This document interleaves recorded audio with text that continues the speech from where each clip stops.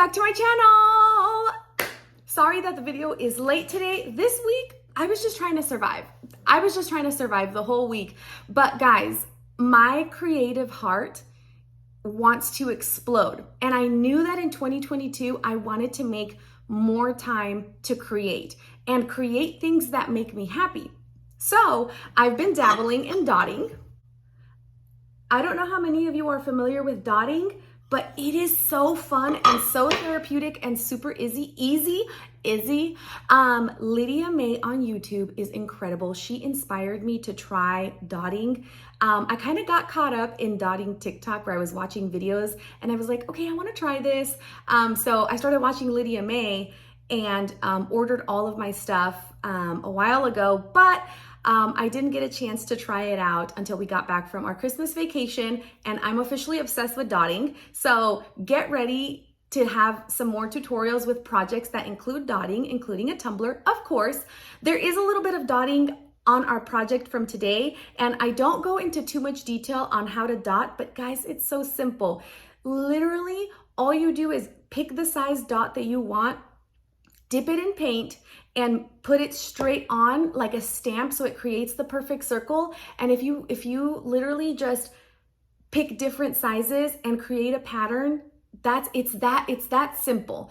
And I am somebody who doesn't feel like things have to be perfectly symmetrical. I think that when you try to be too symmetrical and measure this and measure that, it takes away sometimes, right? Especially if you're just crafting and creating for fun. So when I made this first design on dotting, I didn't follow a pattern. I just kind of went with my gut and did what I thought was gonna look good based off of some tutorials that I had seen.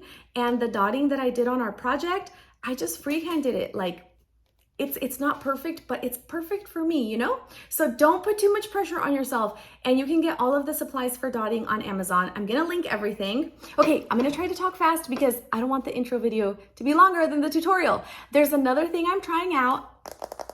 This is a resin notebook cover, and I sculpted the spell book from Hocus Pocus with my busted can of biscuit hands.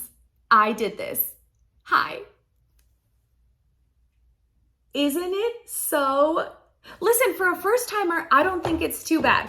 I'm also dabbling a little bit in Procreate and resin art. So my YouTube channel is about to be even more diverse, right? Which is what I always wanted from the very beginning. So I'm very excited about where my creativity is taking me in 2022, which brings me to our tutorial from today. It's super simple. Everything is hand painted. The only thing is the decal. I made it on Cricut, but everything else is hand painted. I made it. Hello, focus. I'm super obsessed with it. This is gonna go up on one of my shelves by my computer so I could look at it all day, and it could remind me that I said in 2022, I was gonna make creating a priority. Chef's keys. Okay, you guys, that's it for me. I've been chickadee-chackating up your ear. Sorry that I'm late, but I love you guys. Please enjoy this tutorial. Please let me know in the comments what you think. Please let me know if you're excited for what's to come. Leave me a comment and follow me on Instagram because I love connecting with you guys. Mwah. Besitos! Have you ever found yourself looking through Hobby Lobby, through like the office section, and trying to find like a really cute sign for your office? I don't know, something that says boss ass ho, or crafter, or create, or something super cute so you could put it in your craft room. But sometimes the options are limited.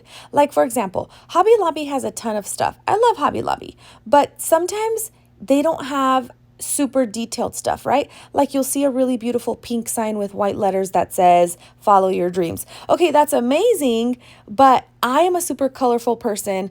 I want something that is more representative of me, right?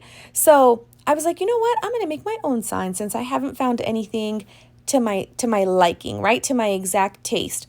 I am a very neon, Lisa Frank, leopard spots, colorful, in your face, bright person. So that is why I decided to just create my own sign. Now I got this wooden rectangle tray thingy-majiggy from Counterculture DIY, Every single thing I'm using will be linked in the description.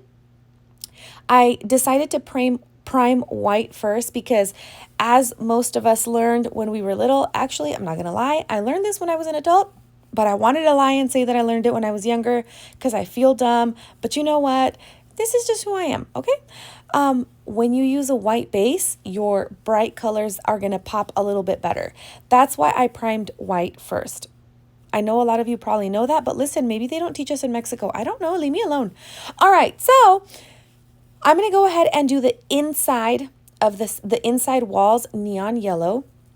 And I decided to paint the neon yellow first before I did the black bottom because I feel like it's a lot harder to do the walls. There's a lot more like little nooks and crevices that you have to put your paintbrush into. So I decided to do the walls first. And then after they were fully dry, I decided to go in with some black acrylic paint.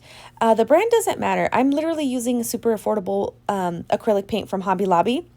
Now, just make sure you're using a flat edge brush and take your time. This is not a race. Let your little sausage fingers guide you, okay? Let your little busted can of biscuits looking ass hands guide you. And then once the yellow and the black are completely dry, go ahead and take some painter's tape and protect that white section that you painted because we're going to do a different color for that one. And what you're going to do is you're going to take different color, dispersion colors, pop of color, and you're just going to kind of take your paintbrush and make a mess, right? Be careful because this did get on my face and on my cup and on my camera. So you're going to kind of just flick, you know, kind of like you would a booger, just kind of flickety. And you want to get like paint splatter all over, you know, the base, right? Now you want to go ahead and get it on the sides too. It's a little bit harder to get it on the sides, but it's okay. I was more focused on the black part because on the sides I did brush strokes, right? So just make sure you get enough color on there and it looks like an artistic mess. Make it look like you are Picasso and you were splashing paint all over the place, right? There's no rhyme or reason. It's not meant to be perfect. It's meant to look like, you know, somebody who creates and gets paint everywhere. You know, that's how I create. So anyway, after I felt like I had enough colors on here that I liked and I was happy with the outcome, I kind of just did little brush strokes on the side, right? Nothing too crazy, just wanted it to be a little bit different, you know, like paint splatter on the bottom, paint strokes on the sides. And then I removed my painter's tape. Of course, I had to do neon pink because I love neon pink. It's my favorite color. Honestly, if people ask me what my favorite color is, it wouldn't even just be pink. It would be neon pink. Okay, so I am using a pop of color in the shade pink, neon pink. I'll have to put that in the description for you. Hee hee. Listen, don't even come for me. You guys already know that this is the Dollar Tree version of a YouTube, and you keep coming back. So in my defense, who's messing with who here? You're the one that keeps coming back, even though you know this is a great Walmart, great value tutorial. Okay, guys, so dotting. I don't even know where to begin. I made this, okay? Look at me. Go, little rock star. Okay, so I became obsessed with dotting back in like November, and I started watching a whole bunch of dotting videos on TikTok. I eventually graduated into YouTube and started watching Lydia May. She's the goat of dotting. So if you want to learn how to dot, look up Lydia May. She even wrote her own book. Now, the reason I'm not really explaining to you in detail what I'm doing here is because it's pretty self-explanatory. I promise. All you do is you take different size dotting tools, you dip them into the paint, and you try to kind of press it on your surface like if it were a stamp, and it's going to create the perfect circle. And then basically you just take different size dotting tools and create little patterns around the edges. I will create a full YouTube tutorial on how to do dotting, but I promise it's not as hard as it may seem. And my lines were not perfectly symmetrical or straight, but basically you just dip your dotting tool into the color that you want to use, and then you just kind of follow whatever dot pattern you want. I've not followed any templates all the times that I've been dotting. Just by watching some YouTube videos and by kind of picking up on how you can make your own designs. I've pretty much freestyled all of the dotting that I have made. There's no rhyme or reason, no wrong or right way for you to do it. Just make sure you have fun with it, okay? And you can go on Amazon and look up dotting tools, and you will find an abundance. I literally ordered that back in December. And I just, like I said, you just take your dotting tool in the size that you want and start in the corner, right? Start in the corner, put your little dot, use different size tools, and then just go around and create little patterns. Don't put too much pressure on yourself to create, okay? This is fun. Experiment. The greatest creations are gonna come from taking risks. So now what I did was I took a paintbrush, right? And I kind of just hand painted some leopard spots, right? In all the colors that I already used. Now I'm going to show you this part, but don't do this. I used an acrylic marker to try to do the outline of the leopard spots, and I did not like how it looked.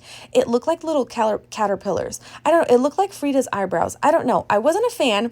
So I took black acrylic paint and just kind of went over the spots with a paintbrush, and I ended up getting a much better result. So I did this on all 4 sides of the outer walls, okay? And once I was done with all of these steps, I took some UV resin and I took a silicone brush, and I just kind of did a very thin coat at the very bottom. Now the reason I'm doing this is because I want to protect that paint splatter. If I were to lay a decal over that and peel it up, I may peel up some of the paint, and I just didn't want to risk it. So I went ahead and did 2 thin coats of UV resin, letting each one dry, of course. I let the first one dry before I went in with the second one. I let it sit under my UV light, and once it was fully cured, probably after like 5 minutes, I went ahead and created my decal, okay? I just wanted it to be simple, and I just wanted it to say the word create because it makes me happy. And I am just going to put this on my shelf so I can look at it, and I feel like this inspires me to take risks and create beautiful things. I hope this tutorial was easy to follow along. I can't wait to see your signs. Until next Saturday, I'll have something else super fun for you guys. Besitos!